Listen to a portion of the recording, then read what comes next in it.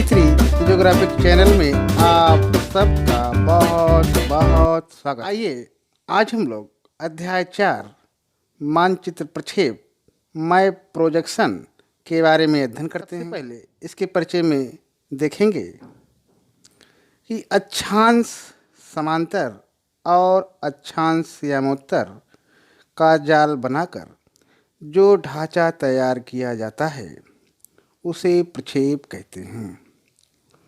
गोलाकार पृथ्वी का सही प्रतिरूप ग्लोब है जो विकासनीय नहीं है। इसे समतल में प्रसारित करने पर यह धरातल जगह जगह से टूट जाएगा।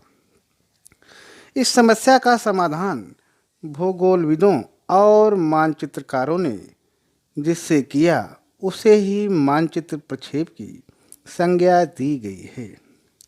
अतः गोलाकार पृथ्वी के अध्ययन की कठिनाइयों को दूर करने के लिए खोजा गया उपाय ही मानचित्र प्रक्षेप कहलाता है और इस प्रकार से ग्लोब को समतल में प्रदर्शित करने की तकनीक का नाम है मानचित्र प्रक्षेप।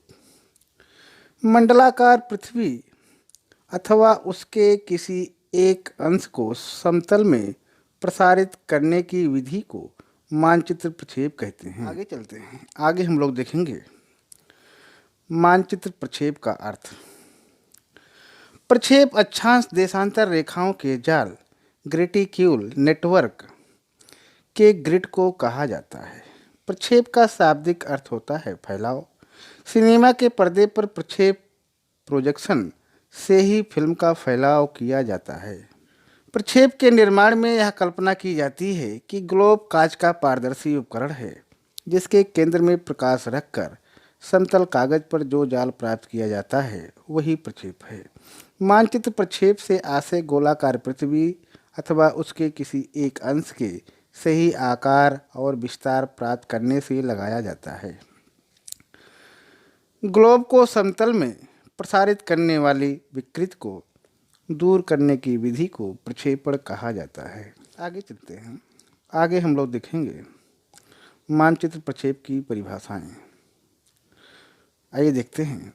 अक्षांश एवं देशांतर रेखाओं के जाल को ग्लोब से समतल कागज पर स्थानांतरण करने में अपनाई गई विधियों को ही मानचित्र प्रक्षेप के रूप में परिभाषित किया जाता है। विभिन्न भूगोलविदों ने मानचित्र प्रक्षेप को निम्नवत परिभाषित किया है, जिसमें पहला है प्रोफेसर केलेवे महोदय के अनुसार पृथ्वी के धरातल की समांतर और देशांतर रेखाओं को चपटे मानचित्र पर दर्शाने की विधि ही मानचित्र प्रक्षेप है। आगे है स्टीयर्स महोदय की परिभाषा।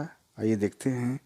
एक मानचित्र प्रक्षेप ग्लोब की अक्षांश देशांतर को समतल कागज पर प्रदर्शन करने की विधि है। आगे चलते हैं। आगे हम लोग देखेंगे वान रिपन की डिफिनीशन। आइए देखते हैं। मानचित्र प्रक्षेप को सामान्य अथवा व्यवस्थित रूप से पृथ्वी के अक्षांश देशांतर रेखा जाल को समतल कागज पर उतारने के रूप में परिभाषित किया जा सकता है। आगे हम लोग देखेंगे जॉन विगाट महोदय की परिभाषा। ग्लोब की अक्षांश एवं देशांतर रेखाओं को कागज पर प्रदर्शित करने की विधि को मानचित्र प्रक्षेप कहा जाता है। मानचित्र प्रक्षेप वह विधा है जिसने ग्लोब की कठिनाइयों का निराकरण कर दिया है। उत्तम प्रक्षेप के गुण। सभी प्रक्षेप कुछ न कुछ गुण और दोषों से युक्त है, अतः विविध प्रयोगों के लिए उपयुक्त मानचित्र प्रक्षेप का चुनाव करना पड़ता है। एक उत्तम प्रक्षेप में निम्नलिखित गुणों लक्षणों की अपेक्षा की जाती है। इसमें पहला है सुगम रचना, शुद्ध आकृति, और आगे है शुद्ध क्षेत्रफल, शुद्ध मापक और शुद्ध दिशा। और इस प्रकार से हम समझ सकते हैं भूगोलविद अनेक प्रयत्न करने पर भी ऐसे किसी प्रक्षेप का निर्माण नहीं कर सके जिसमें उपर्युक्त पांचों लक्षण विद्यमान हों। किसी प्रक्षेप में एक तथा किसी में दो या तीन लक्षण ही पाए जाते हैं। प्रक्षेप का निर्माण उद्देश्य को आधार मानकर किया जाता है। प्रायः ऐसे प्रक्षेप चुनने चाहिए जिनमें उपर्युक्त गुणों में से अधिकाधिक गुणों का समावेश हो। आगे चलते हैं। आगे हम लोग देखेंगे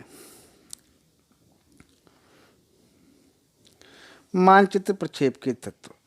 मानचित्र प्रक्षेप में निम्न तत्वों का समावेश पाया जाता है, जिसमें पहला है पृथ्वी का छोटा रूप।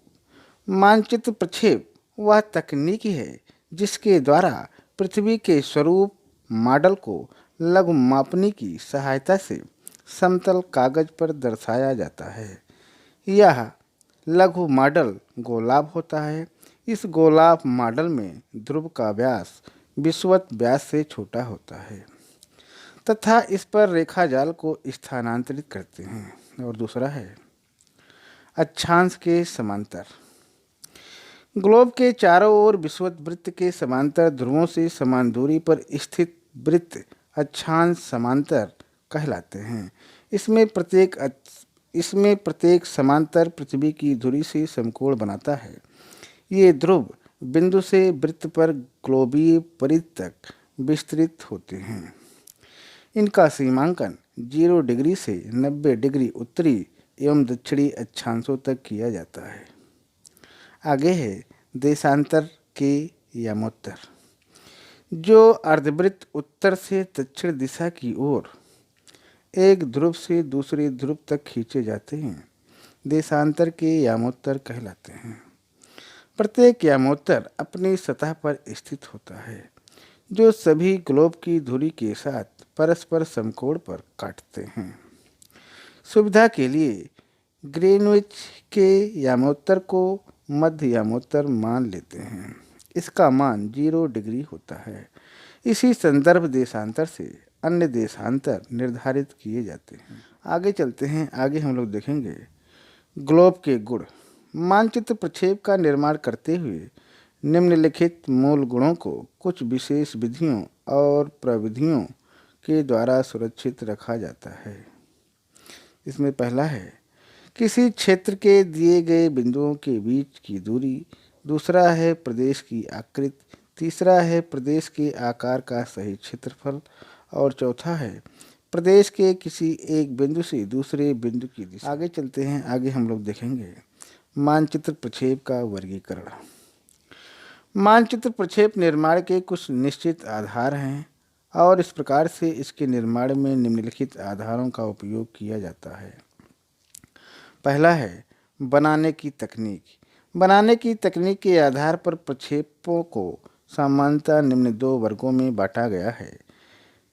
पहला है का संदर्श प्रक्षेप। दूसरा है खा असंदर्श रूढ़ अथवा गणितीय प्रक्षेप। आइए देखते हैं संदर्श प्रक्षेप।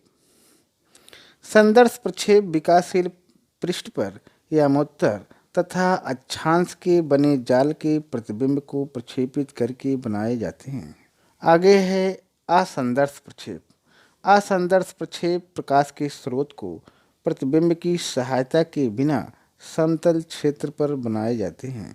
इसकी रचना में गणितीय सूत्रों का प्रयोग किया जाता है, इसलिए इन्हें गणितीय या रूढ़ प्रक्षेप कहा जाता है। दूसरा है विकासशील पृष्ठ।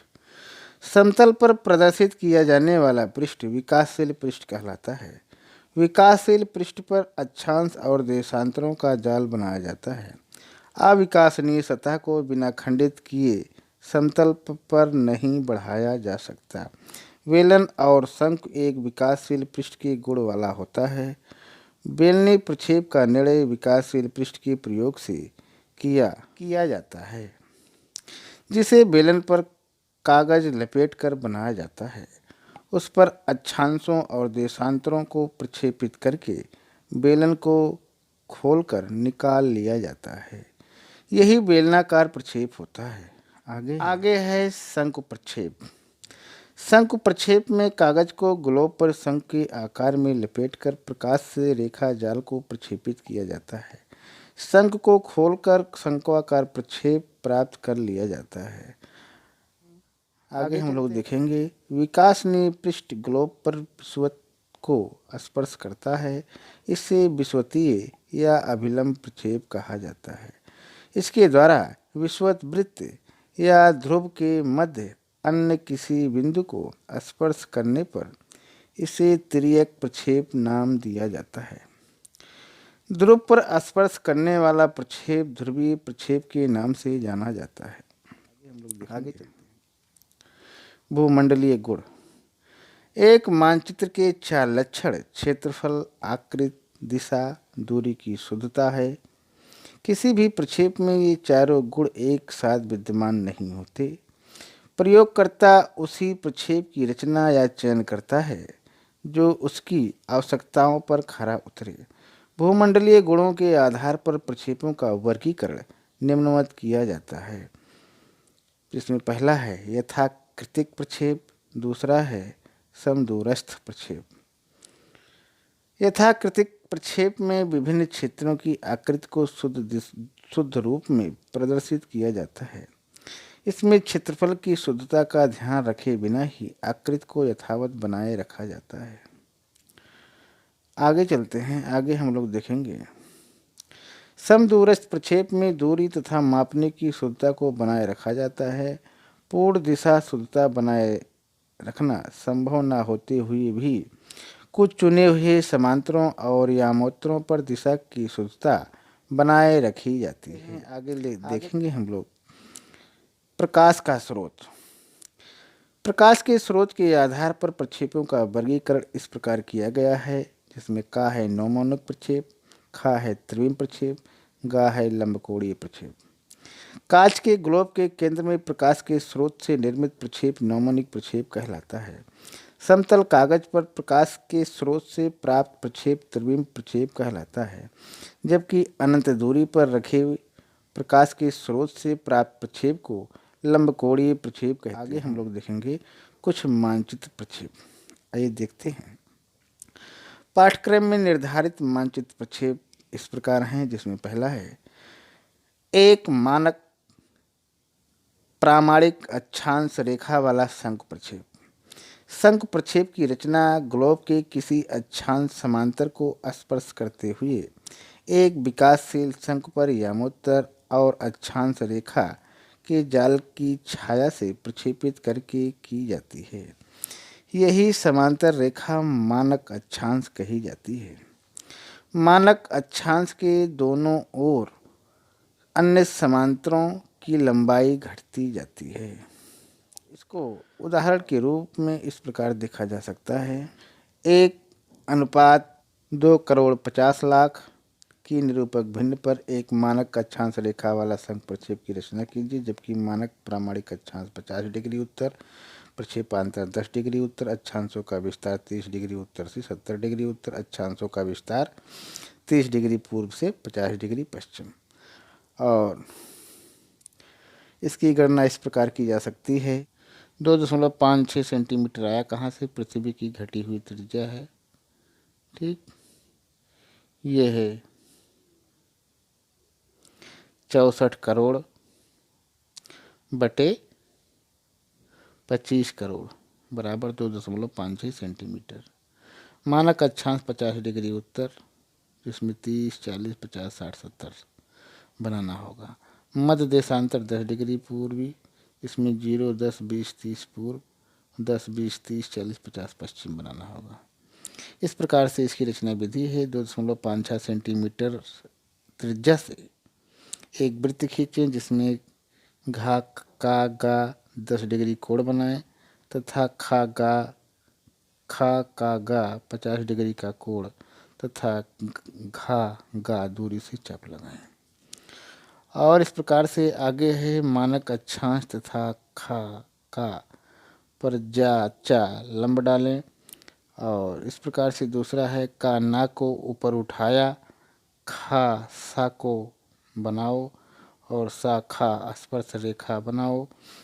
और इस प्रकार से तीसरा पॉइंट है आ बा एक सरल लंब रेखा खींचो, आज से सा आ की दूरी से चाप लगाओ जो 50 डिग्री अक्षांश होगा। गा घा की दूरी से इसके ऊपर 2 चिन्ह लगाएं तथा आ से चाप लगाकर 60 डिग्री तथा 70 डिग्री बनाएं।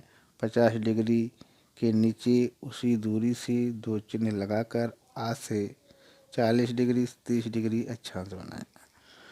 और नेक्स्ट है 50 डिग्री पर जा की दूरी से दोनों ओर 4-4 चिन्ह लगाकर उन्हें आ से मिलाकर देशांतर बनाएं तथा चित्र सा के अनुसार अंकन करें। चलते हैं आगे, हम लोग देखेंगे एक मानक अक्षांश रेखा शंकु प्रक्षेप की गुण। आइए समझते हैं इसके गुण। सभी अक्षांश समांतर वृत्तों के चाप होते हैं जिनके बीच की दूरी बराबर होती है। नेक्स्ट है इस प्रक्षेप में सभी यामोत्तर रेखाएं सीधी होती हैं जो ध्रुवों पर परस्पर मिल जाती हैं। और नेक्स्ट है ये सभी समांतरों को कोण पर काटती हैं। नेक्स्ट है सभी यामोत्तर पर मापक शुद्ध रहता है अर्थात इन पर सभी दूरियां शुद्ध होती हैं। नेक्स्ट है इस प्रक्षेप में ध्रुव का प्रदर्शन एक चाप द्वारा किया जाता है। और आगे है मानक अक्षांश पर मापक शुद्ध रहता है परंतु दूर जाने पर दूरी विकृत हो जाती है। आगे है इस प्रक्षेप में यामोत्तर ध्रुवों की ओर निकट आ जाते हैं। आगे है यह प्रक्षेप ना तो शुद्ध क्षेत्रफल प्रक्षेप है और ना शुद्ध आकृत प्रक्षेप। आगे चलते हैं, आगे हम लोग देखेंगे एक मानक अक्षांश शंकु प्रक्षेप की सीमाएं। शंकु प्रक्षेप में विश्व का मानचित्र नहीं बनाया जा सकता है। इसमें जिस गोलार्ध का मानक अक्षांश वृत्त चुना जाता है उसके विपरीत गोलार्ध की विकृत चरम सीमा तक हो जाती है। जिस गोलार्ध के लिए यह बनाया जाता है यह उसके लिए भी उपयुक्त नहीं होता। इस प्रक्षेप में ध्रुव तथा विषुवत वृत्त के पास विकृत बढ़ जाने से बड़े क्षेत्रों के लिए यह प्रक्षेप अनुपयोगी है। एक मानक अक्षांश शंकु प्रक्षेप का उपयोग। एक मानक अक्षांश शंकु प्रक्षेप का प्रयोग मध्य अक्षांश क्षेत्रों के सीमित अक्षांशीय तथा बड़े देशांतरी विस्तार के मानचित्रण के लिए किया जाता है। इस प्रक्षेप का उपयोग मानक अक्षांश के साथ पूर्व से पश्चिम लंब संकीर्ण पट्टी के क्षेत्र के लिए सुगमता से किया जाता है। आगे है इस प्रक्षेप का प्रयोग मानक अक्षांशों की दिशा की रेल लाइनों, सड़कों, संकीर्ण नदी घाटियों तथा अंतर्राष्ट्रीय सीमाओं को दर्शाने के लिए किया जाता है। आगे है शंकु प्रक्षेप कैनेडियन प्रशांत rail line, trans Siberian rail line, Canada, संयुक्त राज्य अमेरिका के मध्य अंतर्राष्ट्रीय सीमा दर्शाने तथा नर्मदा घाटी को प्रदर्शित करने में किया जाता है। आगे है बेलनाकार समक्षेत्रफल लैम्बर्ट प्रक्षेप। बेलनाकार समक्षेत्रफल प्रक्षेप में लैम्बर्ट प्रक्षेप के नाम से भी पुकारा जाता है। इस प्रक्षेप का निर्माण विषुवत पर सटे बेलन पर पड़ने वाले समांतर किरणों को प्रक्षेपित करके किया जाता है। इस प्रक्षेप में यामोत्तर और समांतर रेखाएं परस्पर समकोण पर काटती हैं। इस प्रक्षेप में ध्रुव भी विषुवत वृत्त के बराबर बनाए जाते हैं। इसलिए उच्च अक्षांशों में क्षेत्रों का आकार बहुत अधिक बढ़ जाता है। उदाहरण नंबर 1 है संसार का मानचित्र बनाने के लिए एक समक्षेत्रफल बेलनाकार प्रक्षेप की रचना कीजिए जबकि प्रदर्शक भिन्न बराबर 1/25 करोड़। प्रक्षेपांतर है 30 डिग्री। मानचित्र प्रक्षेप की रचना विधि इस प्रकार है। ग्लोब का अर्धव्यास 64 करोड़ बटे 25 करोड़ बराबर हो गया 128 बटे 50 बराबर 2.56 सेंटीमीटर बराबर हो गया 2.6 सेंटीमीटर। और अथवा ग्लोब का अर्धव्यास बराबर 25 करोड़ इंच बटे 25 करोड़ बराबर हो गया 1 इंच। उत्तर आ गया। और नेक्स्ट सूत्र लगेगा इसमें भूमध्य रेखा की लंबाई ज्ञात करने का सूत्र। और भूमध्य रेखा की लंबाई बराबर होता है 2πr। भूमध्य रेखा की लंबाई 2πr बराबर हो गया 2 × 22/7 × त्रिज्या होती है। आगे हम लोग देखेंगे। और इस प्रकार से भूमध्य रेखा की लंबाई बराबर 2 × 22/7 × 2.56 और इस प्रकार से इक्वल टू हो जाएगा 16 सेंटीमीटर। और अथवा भूमध्य रेखा की लंबाई बराबर 2 × 22/7 × 1 इंच बराबर हो जाएगा 44/7 बराबर 6.3 इंच। और इस प्रकार से देशांतर रेखाओं की संख्या का भी सूत्र निकल लगेगा। देशांतर रेखाओं की संख्या बराबर 360 बटे अंतर, तो 360 बटे 30 बराबर 12 देशांतर। और इस प्रकार से नेक्स्ट है पूर्वी तथा पश्चिमी गोलार्ध के लिए भूमध्य रेखा की लंबाई ज्ञात करने का सूत्र है पाई आर बराबर 22 बटे 7 गुणे त्रिज्या होगा। तो इस प्रकार से ये बनाया गया है। ठीक, इसमें एक केंद्र माना गया है और उसके केंद्र मान करके एक अर्धवृत्त बनाया गया है और उसके सेंटर का से 30 डिग्री का कोण बनाया गया है। 30, 60, 90 आप देख सकते हैं। नीचे भी 30, 60, 90 का कोण बनाया गया है। 0 डिग्री की जो का वाली बेस लाइन है वो आगे तक बढ़ाई गई है और आगे तक बढ़ाया गया है ये जा कर के 6.3 इंच जो है हम लोग लंबी एक वर्टिकल रेखा खींचेंगे पा बिंदु से।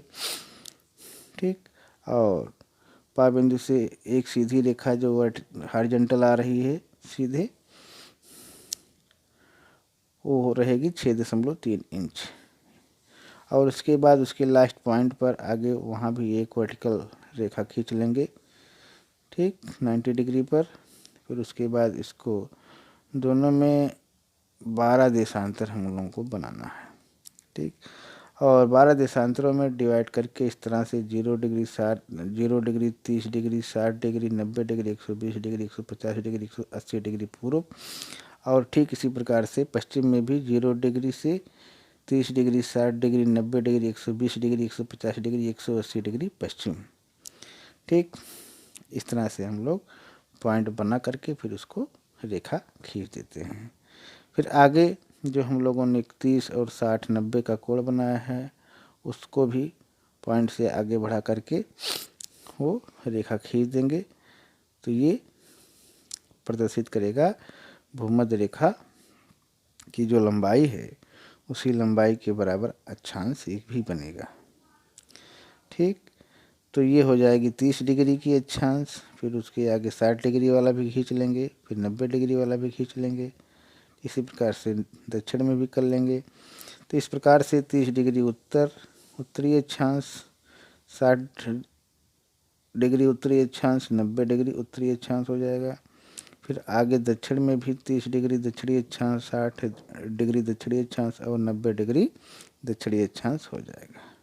और इस प्रकार से ये मानचित्र बन के तैयार हो जाएगा। समक्षेत्रफल बेलनाकार प्रक्षेप। समक्षेत्रफल बेलनाकार प्रक्षेप की रचना विधि भी हम देख लेते हैं। जिस प्रकार से हमने बताया लगभग उसी प्रकार से है, लेकिन अकॉर्डिंग टू द बुक हम लोग समझने की कोशिश करते हैं। सबसे पहले हम लोग 2.6 सेंटीमीटर या 1 इंच की त्रिज्या का एक अर्धवृत्त बनाएंगे जैसे बनाया गया है। फिर का वृत्त का केंद्र है। का से 30 डिग्री के अक्षांशों के अंतर के बराबर कोण बनाओ। पा बिंदु आप देख सकते हैं। पा बिंदु से दोनों ओर लंब उठाओ 30 डिग्री 60 डिग्री और 90 डिग्री के कोण से दोनों ओर लंब डालो। अब पा बिंदु से पाता 16 सेंटीमीटर या 6.3 इंच काट लो तथा इसके दोनों ओर लंब डालकर अक्षांश पूरे बनाइए। भूमध्य रेखा को समद्विभाजित करके उसे दोनों ओर समान 6 भागों में विभक्त करो तथा देशांतर बनाओ। ठीक, और इस प्रकार से ये प्रक्षेप समक्षेत्रफल बेलनाकार प्रक्षेप बन के तैयार हो जाएगा। आइए इसके गुण देखते हैं। समक्षेत्रफल बेलनाकार प्रक्षेप के लक्षण में हम लोग गुण देखते हैं। समक्षेत्रफल बेलनाकार प्रक्षेप में निम्नलिखित लक्षण पाए जाते हैं, जिसमें पहला है अक्षांश तथा देशांतर रेखाएं सरल रेखाएं होती हैं तथा परस्पर लंब पर काटती हैं। नेक्स्ट है अक्षांश एवं देशांतर रेखाओं की रचना बराबर दूरी से की जाती है। आगे है अक्षांश रेखाएं। भूमध्य रेखा के तथा देशांतर रेखाएं केंद्रीय देशांतर रेखा ग्रीनविच के समानांतर बनाई जाती हैं। नेक्स्ट है अक्षांश रेखाओं की दूरी उत्तर दक्षिण घटती जाती है। और नेक्स्ट है इस प्रक्षेप में पूर्व पश्चिम का फैलाव उत्तर दक्षिण के घटाव से संतुलित होता जाता है। आगे है यह एक शुद्ध क्षेत्रफल प्रक्षेप है, जबकि भूमध्य रेखा पर आकृति एवं पैमाना दोनों शुद्ध होते हैं। आगे चलते हैं। आगे हम लोग देखेंगे भूमध्य रेखा से उत्तर दक्षिण जाने पर क्षेत्रफल अशुद्ध हो जाता है। आगे चलते हैं। आगे हम लोग देखेंगे समक्षेत्रफल बेलनाकार प्रक्षेप की सीमाएं। समक्षेत्रफल बेलनाकार प्रक्षेप में निम्नलिखित अवगुण पाए जाते हैं। बेलनाकार समक्षेत्रफल प्रक्षेप में भूमध्य रेखा के अतिरिक्त अन्य सभी अक्षांशों पर मापक अशुद्ध रहता है। यह अशुद्धता क्रमशः ध्रुवों की ओर बढ़ती जाती है। नेक्स्ट है इस प्रक्षेप में ध्रुव विषुवत रेखा के बराबर बनाए जाते हैं। आगे है इस प्रक्षेप में दिशाएं भी अशुद्ध रहती हैं। प्रक्षेप में देशांतर रेखाओं पर मापक शुद्ध नहीं रहता है। आगे चलते हैं। आगे हम लोग देखेंगे समक्षेत्रफल बेलनाकार मानचित्र प्रक्षेप का उपयोग। विश्व का मानचित्र बनाने के लिए समक्षेत्रफल बेलनाकार प्रक्षेप का प्रयोग अधिक किया जाता है। विषुवत रेखीय क्षेत्रों के चित्रण के लिए यह प्रक्षेप सर्वोत्तम है। उष्णकटिबंध में उत्पन्न होने वाली उपजों जैसे रबड़, चाय, जूट, कहवा, चावल, कोको तथा नारियल का वितरण इसी प्रक्षेप पर बने मानचित्रों में दर्शाया जाता है। दीवार मानचित्र बनाने के लिए भी बेलनाकार प्रक्षेप का प्रयोग किया जाता है। आगे चलते हैं। आगे हम लोग देखेंगे मर्केटर प्रक्षेप।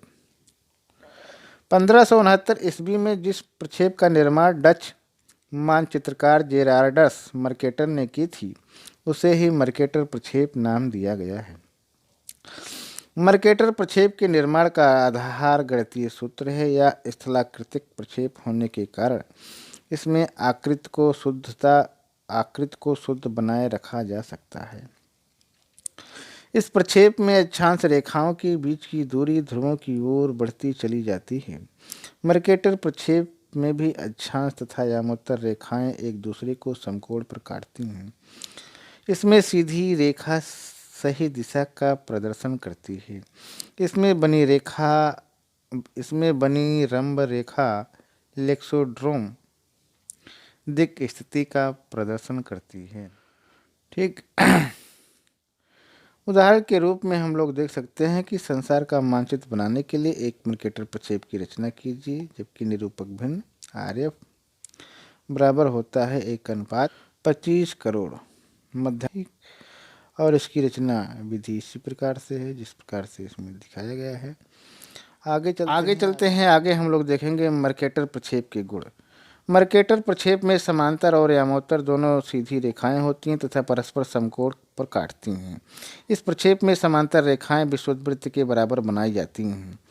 नेक्स्ट है देशांतर समान दूरी पर बनाई जाती हैं, जिसकी लंबाई एक समान होती है। ये ग्लोब के देशांतरों से अधिक लंबी होती हैं। आगे है समांतर रेखाओं के मध्य की दूरी ध्रुवों की ओर बढ़ती जाती है। इस प्रक्षेप में विषुववृत्त पर मापक शुद्ध रहता है। प्रक्षेप में 30 डिग्री अक्षांश पर दूरी 1.154 गुना बढ़ जाती है। आगे चलते हैं। प्रक्षेप में विषुववृत्त पर आकृति शुद्ध रहती है, परंतु उत्तर दक्षिण जाने पर इसमें विकृति आ जाती है। विषुववृत्त पर छोटे देशों का आकार संरक्षित बना रहता है, परंतु दूरी पर जाने से यह बिगड़ जाता है। यह शुद्ध दिशा प्रक्षेप है। मर्केटर प्रक्षेप यथाकृतिक प्रक्षेप है, क्योंकि यामोत्तर के सहारे किसी एक बिंदु पर मापनी अक्षांश पर की मापने के बराबर होती है। आगे चलते हैं। आगे हम लोग देखेंगे मर्केटर प्रक्षेप की सीमाएं। मर्केटर प्रक्षेप में अक्षांशों के साथ मापक बढ़ता चला जाता है। इसमें ध्रुवों के निकटवर्ती क्षेत्रों का आकार वास्तविक आकार से अधिक हो जाता है। इस प्रक्षेप में ग्रीनलैंड का आकार संयुक्त राज्य अमेरिका के क्षेत्र से कई गुना बढ़ जाता है, जबकि यह उससे 1/10वां भाग ही है। इस प्रक्षेप में ध्रुवों को प्रदर्शित नहीं किया जा सकता, क्योंकि 90 डिग्री अक्षांश पर यामोत्तर रेखाएं अनंत हो जाती हैं। आगे हम लोग देखेंगे मर्केटर प्रक्षेप का उपयोग। मर्केटर प्रक्षेप विश्व का मानचित्र बनाने की दृष्टि से बहुत उपयोगी है। एटलस मानचित्र बनाने में इसी प्रक्षेप का प्रयोग किया जाता है। वायु मार्गों, जल मार्गों एवं नौ संचालन के मानचित्र बनाने में इसी प्रक्षेप का उपयोग किया जाता है और इस प्रकार से सागरीय धाराओं, तापमान का वितरण, पवनों की दिशाएं तथा वर्षा का वितरण पूरे संसार में दर्शाने के लिए यह प्रक्षेप बहुत उपयोगी है। और इस प्रकार से आज हम लोगों ने अध्याय 4 का अध्ययन किया। आज यहीं तक। बहुत बहुत धन्यवाद।